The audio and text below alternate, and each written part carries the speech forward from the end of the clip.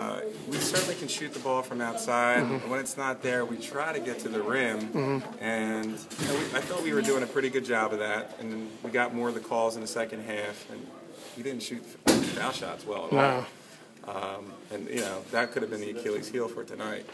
But I think our guys did a great job of cutting back short and getting scores that way when we weren't hitting our three-point shot. We weren't knocking down the foul shots. We were able to work it inside to Dan Giacquino tonight. He did a great job. He had a big second half, It was huge. And I just told him tonight, I said, you were the difference maker in tonight's game in getting the ball inside and looking for the post miss. We'd allow shots that didn't fall in the first half. We just got to keep shooting. And Kerr said they'll eventually fall. You can't give up 4 offensive rebounds on foul shots.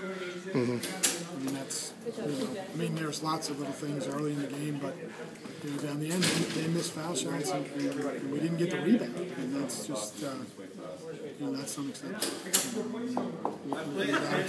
We talk about it all the time. We talk about doing the little things. And it's one of the little things we need to do. And that really hurt because they missed foul shots, and we need to take advantage of it.